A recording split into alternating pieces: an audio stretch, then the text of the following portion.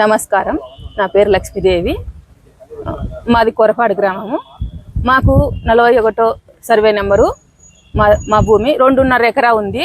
2.5 ఎకరా మొత్తము లైను ఫోలు వస్తుంది. మాకు బతకాదారు ఉన్నది అదేను. మాది కస్తూర్బాయ్ స్కూలు గురుకుల పాఠశాల స్కూలు ముందర, గురుకుల పాఠశాల ముందర మాది హైవే బిట్టు SRATకి పక్కలో ఉంది. మాకు లైన్ ఇవ్వడానికైతే మాకేం ప్రాబ్లం లేదు. మాకు వాళ్ళు ఇస్తామన్న డబ్బులు మాకు సరిపోదు. మాది 3 కోట్లు 3.5 కోట్లు చేస్తుంది భూమి. మేము ఇచ్చి మేమేం వలన బతకాల, నేను నా పిల్లలు. మా ఆయనకు కరెంటు షాక్ వచ్చి కాలు చెయ్యి సరిగ్గా పనిచేయదు. ఇప్పుడు సంవత్సరం కిందట అటాక్ వచ్చి 2 స్టెంట్లు పన్నాయి. నేను నా పిల్లలు నా భర్త ఎట్లా బతకల్లా, మాకు బతకాదరు చూపించండి. ERO దగ్గరికి పోతే MRO దగ్గరికి పోనంటారు. MRO దగ్గరికి పోతే కలెక్టర్ సార్ దగ్గరికి పోవాలంటారు. కలెక్టర్ సారు మాకు న్యాయం చేయలే కదా. కలెక్టర్ సార్ చేయకోకుండా ఎవరు చేస్తారు? అమ్మే కదా బిడ్డలకు న్యాయం చేయాల్సింది. ఏ వలన మేము బతకల్లా?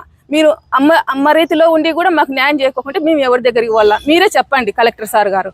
మాకు దయచేసి మాకు న్యాయం కావాల్సిందిగా కోరుతున్నాము. మాకు ఎక్కువ డబ్బులు ఇప్పించాల్సిందిగా మేము కోరుతున్నాము. మేము ఏ వలన బతకల్లా?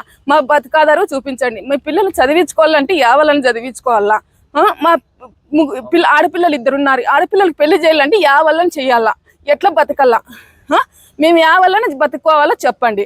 మేము ఏమని చెప్పలేదు, ఇస్తామని చెప్పినాము, ఇస్తాము. మాకు మేము అడిగిన డబ్బులు మాకు మీరు గవర్నమెంట్ రూల్ ప్రకారం ఇవ్వాలంటే 3 కోట్ల పైన చేస్తుంది ఎకరా. ఇప్పుడు అదంతా మొత్తం కరెంటు తీగలు పోవడం వల్ల 1 సెంటు అమ్ముకోలేము, పిల్లలకు పెళ్లి చేయలేము.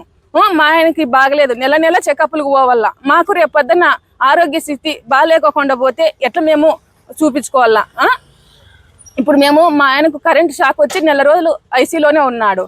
మేము సుమారుగా అప్పులు చేసుకున్నాం. సుమారుగా మళ్ళీ సంవత్సరం కిందట అటాక్ వచ్చి షెంట్ లేపించి సుమారుగా అప్పులు చేసుకున్నాం. మాకు 10-20 లక్షలు అప్పు ఉంది. మేము ఆవాలని మేము బతకల్లా. మా బతుకాదారు చూపించాల్సిందిగా కోరుతున్నాను. మీరు చూడుకోకుంటే ఎవరు చూస్తారు? కలెక్టర్ గారు దయచేసి మీరు కల్పించుకొని మాకు న్యాయం చేయాలా?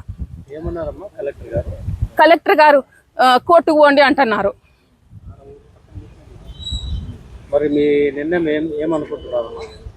కోర్టుకు పోతాం సార్. మాకు అంత శక్తి లేదు కోర్టుకు పోవడానికి. మేము కోట్ల చుట్టుకారం తిరగల్లా, ఇంటికాడుండి మేము పనులు చేసుకోవాలా, తోటలు లేకపోయి మేము పిల్లల్ని ఎట్లా చదివించుకోవాలా? మేము కోట్ల చుట్టుకారం తిరిగేటట్లుంటే మేము మీ దగ్గరికి ఎందుకు వస్తాము? మీరు న్యాయం చేయకోకుండా ఎవరు చేస్తారు సార్? మేము తోటల్లో పని చేసుకుందామా, కోట్ల చుట్టుకారం తిరుగుతామా?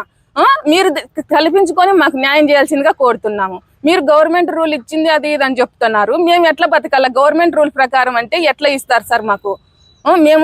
మా ఎకరా 3 కోట్ల పైన చేస్తుంది. మేము 1 సెంట్ అన్న అమ్ముకుంటామా? మొత్తం తోట అంతా కవర్ అయిపోతుంది 2.5 ఎకరా. ఇట్లా 45 ఎడలకు 45 మీటర్లు ఉంది.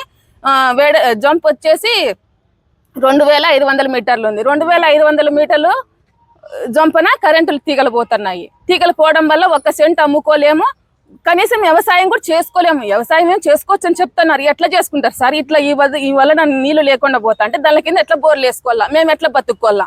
మేము మా పిల్లలు ఆత్మహత్య చేసుకొని సావడానికి సిద్ధంగా ఉన్నాము.